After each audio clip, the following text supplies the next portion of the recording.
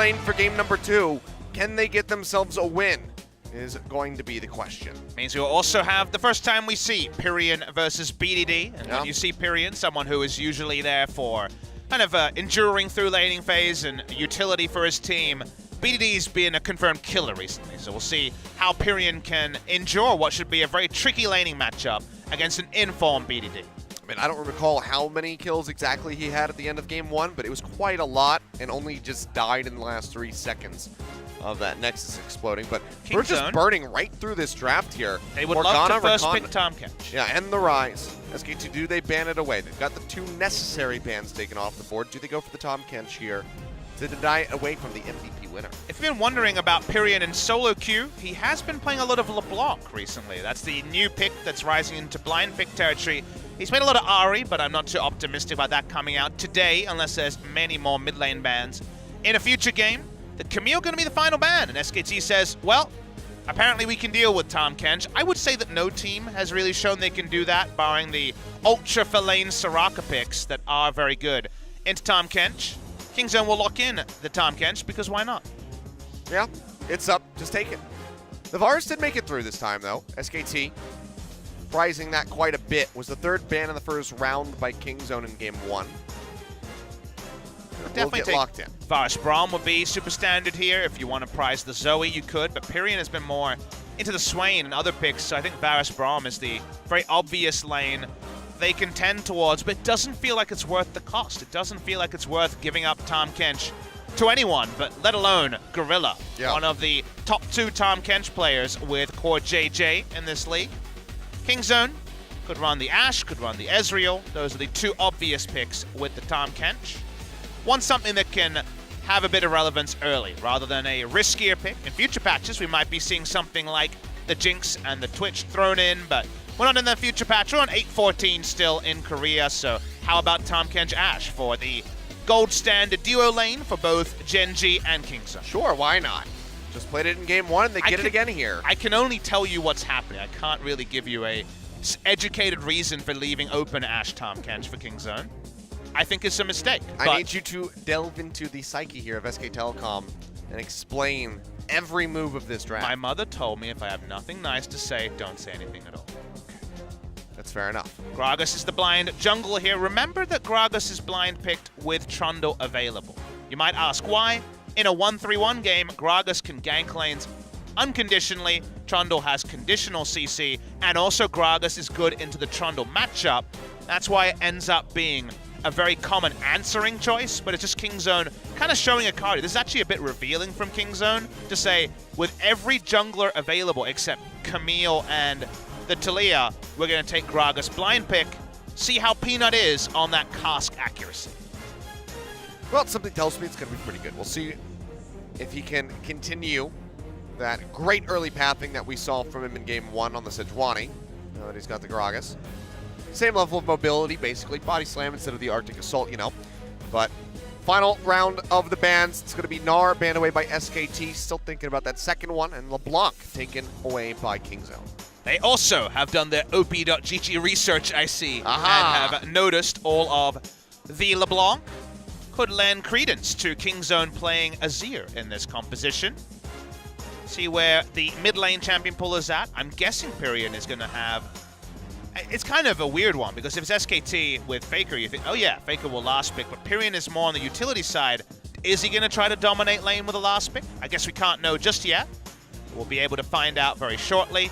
Of the blind pick top laners, Kennen is available, but will be the final one to be banned away.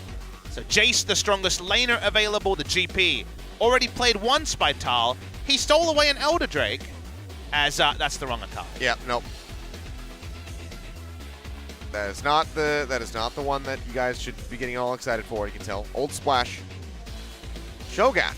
Ah yes, the classic Akali to Cho'Gath. You know, really baited him in. Really got him wondering. But looks like it's just going to be nice and standard here for the top lane. They had the Gangplank.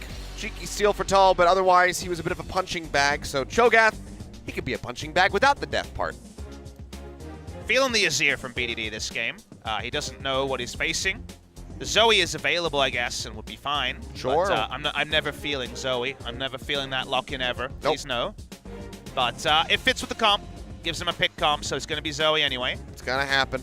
What about top lane? Will it be Khan onto the Gragas in a boring tank matchup against the Cho'Gath, or is he playing Jace? Which, Could be. you know, Jace versus Cho'Gath. Matchup we've seen Khan play many times. So I would love to see that. It seems like it will be the tank. They're playing around with the idea of it. Okay. Okay.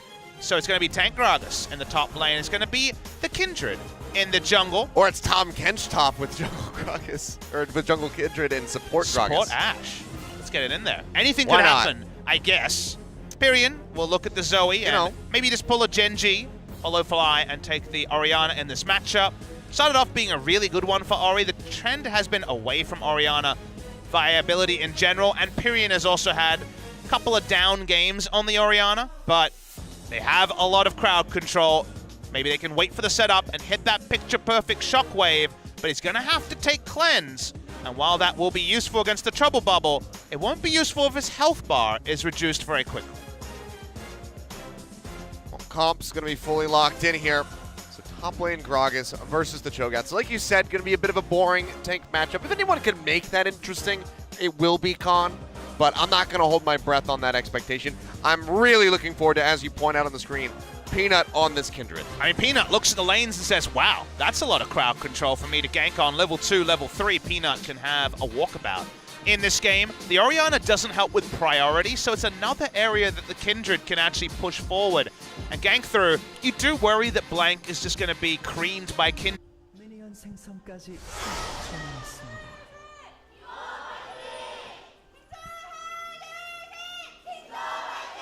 T1 fans sound a little bit defeated, Achilles. I mean, they kind of already are. They're not playing for anything here in this game other than trying to shut down King's Oh, Zone's that's a hopes and forbidden dreams. love. We can't talk about that. He's not playing.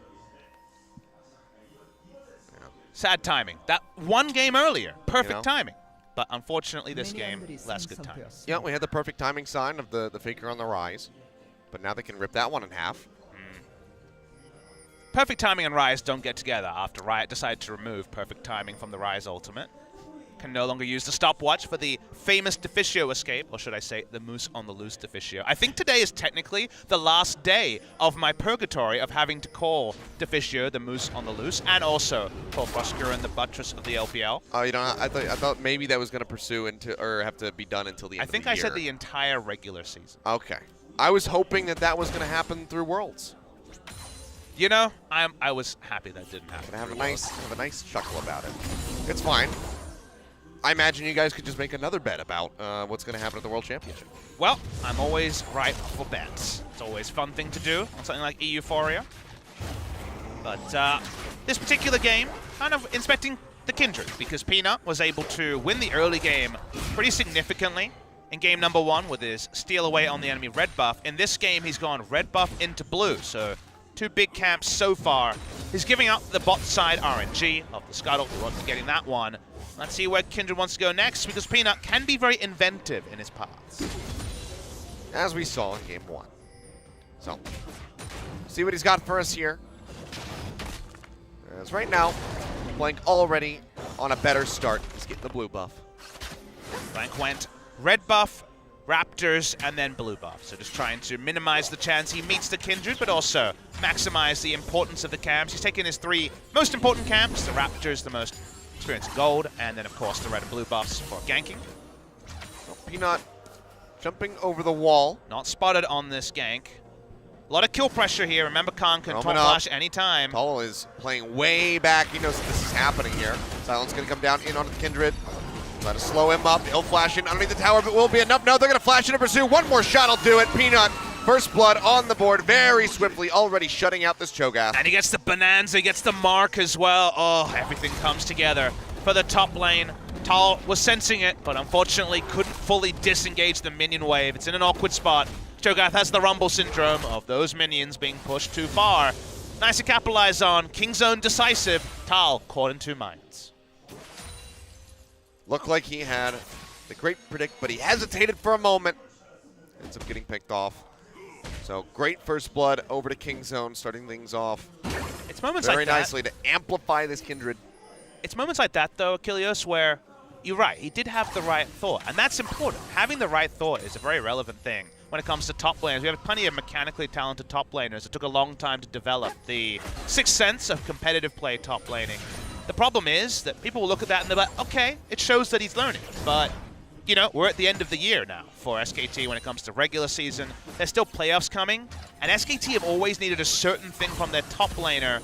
And with Tal, they've had a lot of threats of him taking the next step, but never actually seeing it. So it's kind of the issue there. It's in the mid lane. Well, it's just going to be he's all thrown down. Paddlestar in, still gets the connection on Empyrean. BDD flashes in, gets the kill. Goodbye, good night.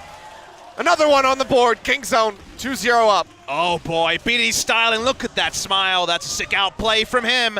BDD gets the kill denied in the first game.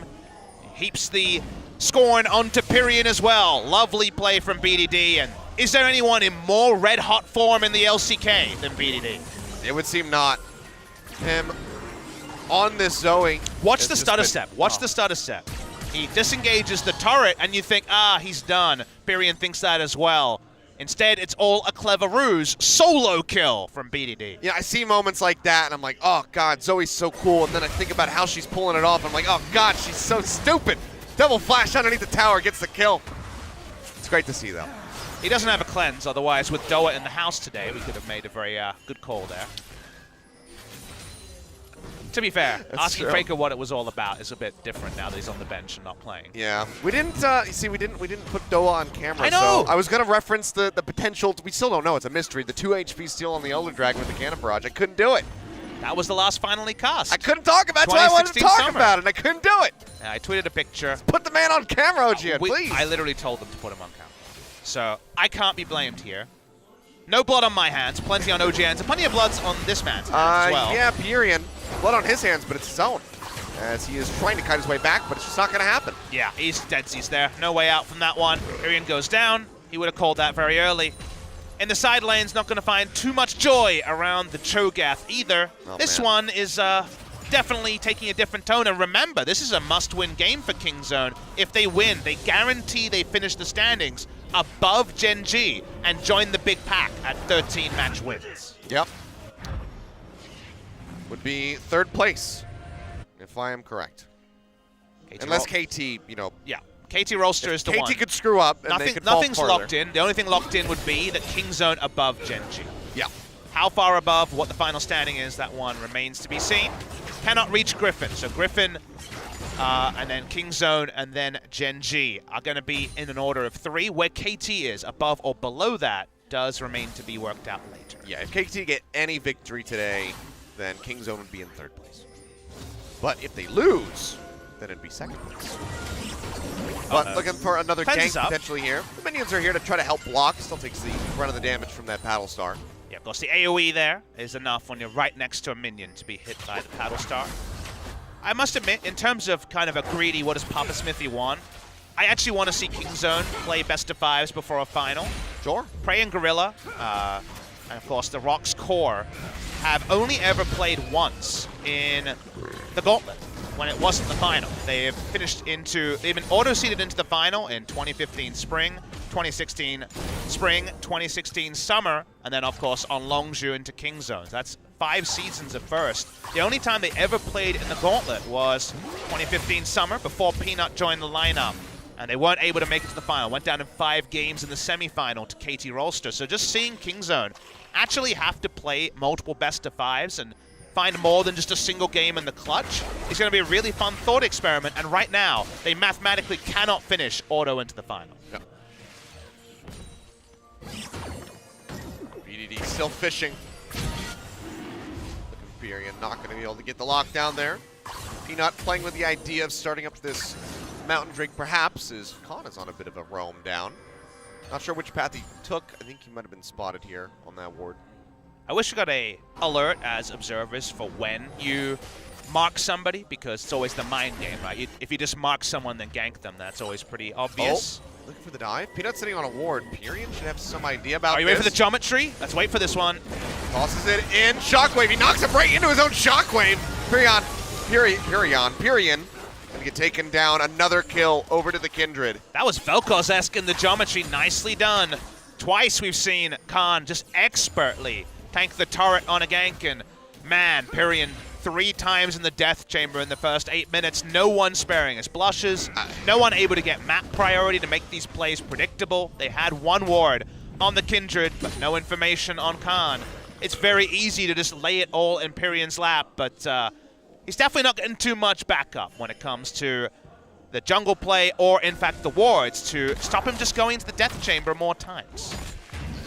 The setup on these plays from Kingzone is just stellar. So 4-0 to start things off. Nearly up 2,000 gold here at 9.5 minutes.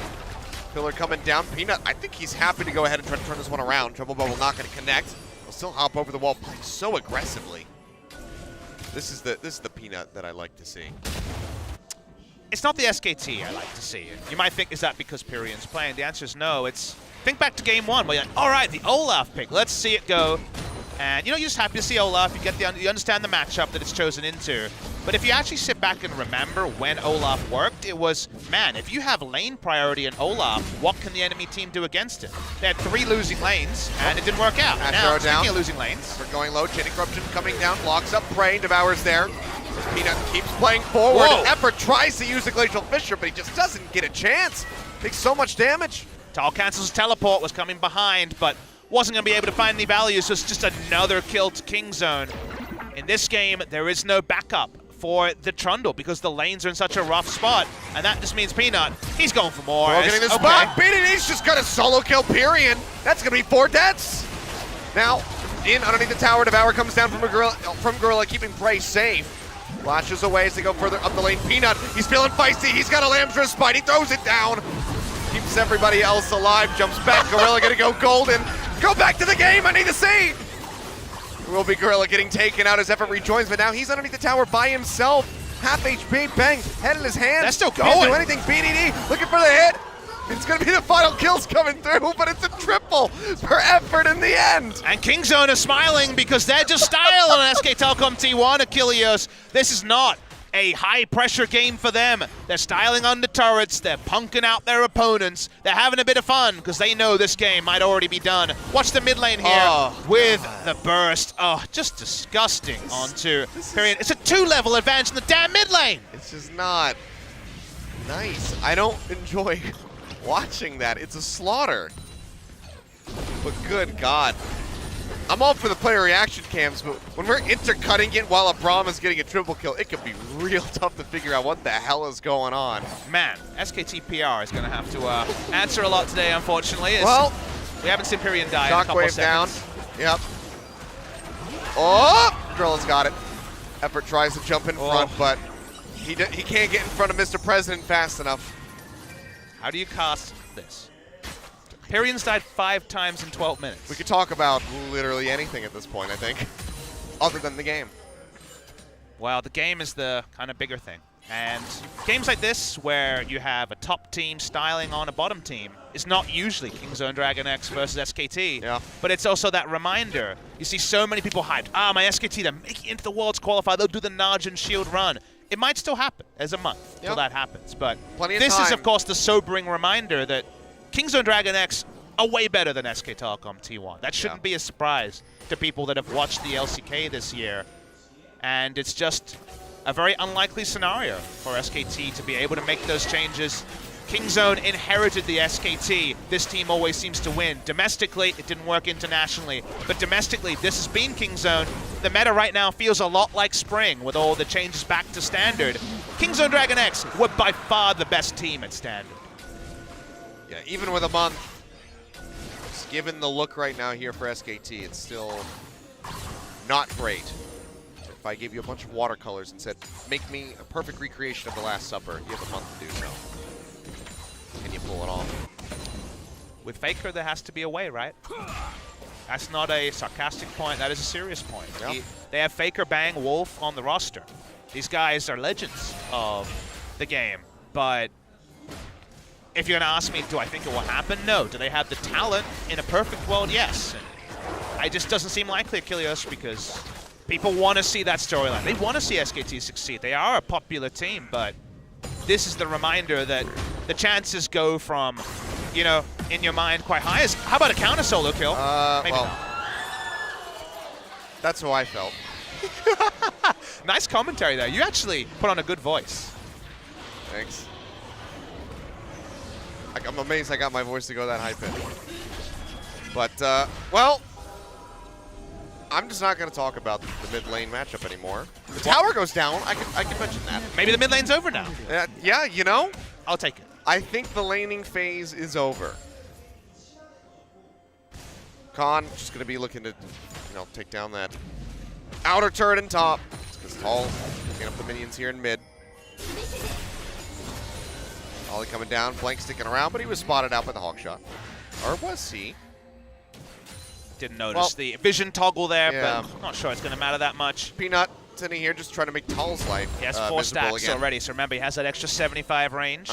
He's will skill tower. He's not been spotted. Now he'll jump out, looking for the rupture. Not going to connect. He's trying to make it over to the tower desperately, but he'll get booped away from it. 1 tower shot comes down onto Khan, but he doesn't mind that at all. Peanut finds his 4th kill. Not even 100% kill participation, man. What a kindred. Excellence. 9 out of 12. It's excellence of execution, though, from Kingzone. They've been flawless this game. Even the bot lane dive where they got tricky is SKT looking for the confidence play. 4v2. Can they make this happen? Flash not going to be up, and Peanut will get taken down. So finally do answer some gold, but it's going to be Effort who has all of the kills for SKT. He is trying to blaze a trail back in here with the scoreline for SKT to find a victory. Asajan shouted about that kill. No one else on the Korean broadcast was shouting, but he was like, yes, this could be the start. You know, it is at the cost of the bot side, but they probably had to pack up and leave the bot side anyway. That was one to abandon on that side. Turret goes down to a minion. The gold lead is 5,000, but, feels bigger, Achilleos. In this particular one, it's like when you get the temperature reading, and it's one of those ones where it says 35 degrees Celsius, but it feels like 55. Yeah. In this particular game, BD skipping around. He has a snowball Morellonomicon because he wanted double magic pen to keep killing the enemy faster. Doesn't need his mana sustain as much in this game, it turns out. This has just been so silly. This is the present. The present is the Kingzone DragonX are playing themselves into form. What does it mean for Worlds? Could they go and disappoint? Absolutely. Are they going to win LCK Summer? Who knows? But Pyrian. That happened again. You thought you were going to farm. No. I just love the Korean caster responses. I can see a Cloud Templar just like, oh no. Well, we feel the same way, Cloud Templar. Brofist to you. Pyrian's died 7 times now. He has an assist, so he's on the board. Can we do it again? I'm probably not Effort. He's quite tanky. He has QSS and also a null magic man. He's been fed all the gold. 420 Effort. He's built up, man. He's blazing it in this particular game. I already made this joke. I'm making it a second time. All right, that's fine. Yeah. That's the, you pass to the right for you to go ahead and get that joke. The really, handoff comes in. There's only low-hanging fruit remaining, it turns out. Because the game itself is sadly very one-sided. Oh, boy. Pyrian's level 9. Same level as Gorilla.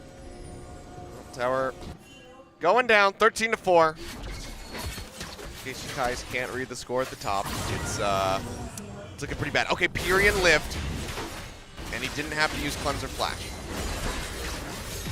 Small good moment for the mid lane, but it's at the cost of the top lane being mowed down. Kingzone DragonX trying to end this game as mercifully early as possible. Shortest game ever, I believe, around 19 minutes in the past, but this season, 22, is it? 1844 is the fastest in history here in Korea. That was 22:43. Rocks Tigers versus somebody? For the fastest? Yes. No, this is from 2012. Wow, Najin. we have a 2012 stat there. Yeah, Najin was able to get a victory in 18 minutes and 44 seconds. It's listed as Najin versus GJR. I can't think of what team that would be, actually. 2012 Summer. A team that's not too important as Tal. Yep, just going to get jumped on. Abyssal Voyage coming in for fun. Just trying to get some kill participation spread out, but Peanut goes 5-1-5. Well, no minion wave here, but Gorilla super tanky. They're going to take it into turret. It is now close to a 10,000 gold demolition of SKT T1. Nobody feels good watching this game, not the casters, not the people playing in it, not Kingzone. You hate to see games like this. BDD now has the 2 items. He is monstrously far ahead. SKT, even if they got 10 minutes of farming, I'm not sure they can get back into this game. That's another stack for Peanut, as we hear the very scary laugh from the Korean kindred. I believe it's 7 stacks now. It's at least 6. GJR was just the name of the team. It didn't mean anything. Oh, really? Didn't have anything? Yeah. Anybody of note there? I see. I'm looking at you. Look at Gamepedia, and there's literally no one you can click on. Yeah. No. There's hardly any information on this. Long Dairy, Electrouble. Tyrion is in trouble. Yoshi, Senime, and Warpath. Yeah, I got nothing. I have no idea. Well, I'm happy you found something to talk about that wasn't the increasing doom that has been put onto SKT this game. Yeah. Some items starting to be completed on the side of SKT, but, you know. Bubble pops him down to half. Only the Merc Treads there for Magic Resist. The stopwatch could definitely come in They're all handy. grouped up. Are they just going to rush the Baron? They're hiding on bush at the moment. Feels bad. It's team solidarity. Trying right? to bait them in. Baron comes up. Gorilla inching closer. Chinny Corruption. Flash to try to keep himself safe. Going low. Glacial Fisher in. Gets the pop-up in onto Prey. The Shockwave not going to connect as he flashes away. Trouble Bubble hits in. Onto Blank. He'll go golden, but now he's in such a rough spot that he's still going to die. Peanut finds another kill. BDD. Golden himself. Will just be a double kill over to the Kindred as Khan disrupts on the back He's line. alone. Hoops, bang, back. Peanut, can he get more? Yes, he can. It's going to be a triple. He's pushing up the lane. He's looking for the Braum, whereas Piran is just trying to survive. He's just trying to disappear, I think, honestly, Achilleos. He just wants to hide. Melt as into the back much of his as possible. seat. If possible, yes. They're chasing on to Effort. It's a quadra kill for Peanut. Let's see if it's official. Nope. Just out-timed it, but can he get the unofficial penta? Kingzone is just keeping It's a firing squad. corralled, but they don't want BDD to die, so they will just go ahead and finish him off. So, unofficial quadra kill over to Peanut. Abyssal Voyage in. Baron going to be started up in Kingzone. Can they do this? We've got 24 actually, probably kills not. in this game. 19 kills for Kingzone at 21 minutes. Pyrian is reverse legendary, 0 and 8. I was going to say a minute and 45 about remaining on the clock for them to get the fastest game of LCK Summer, but it seems like they might not quite reach that mark. Gorilla had everything up. Smart check with the Q there. Didn't have the Hawk shot up to check it. They were able to kill Gorilla, but from there, of course, it's going to be a firing squad when Kingzone are this far ahead. Khan goes in 1v3 because he knows there's plenty of friends to join him. Just setting up, and SKT have nowhere to run, and that's not just the League of Legends gameplay point in this particular game. Unofficial quadra for Peanut. They chased for the kill. They get the Baron. And let's see if they can end it on this first Baron.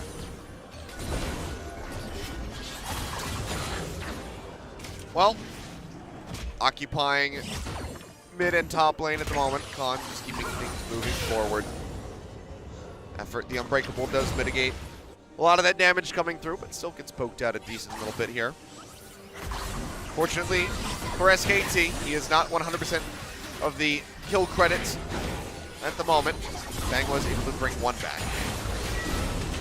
Base going to be broken for the first time at 22 minutes into the game. I'm also a play-by-play caster now. That's fine. Kingzone push up. Here's the engage. Goes for the kills. Pop. One kill opened up here for the side. Up BDD, another following shortly thereafter as Peanut finds the hit. BDD just fearlessly playing forward. Nexus turrets be damned. Doesn't need to worry about any of that nonsense. Yes, 11 stacks at 22 minutes. Absolute insanity. That's a stack every 2 minutes. Peanut is just absolutely crazy. BDD goes solo. They almost get the kill. Effort tries to make it back into the fountain, even popping the flash and the heal, but it'll still go down. Lamtra Spike to keep them all alive. They missed the fastest game by about 10 seconds or so, but Kingzone absolutely just smash SK Telecom in their final match of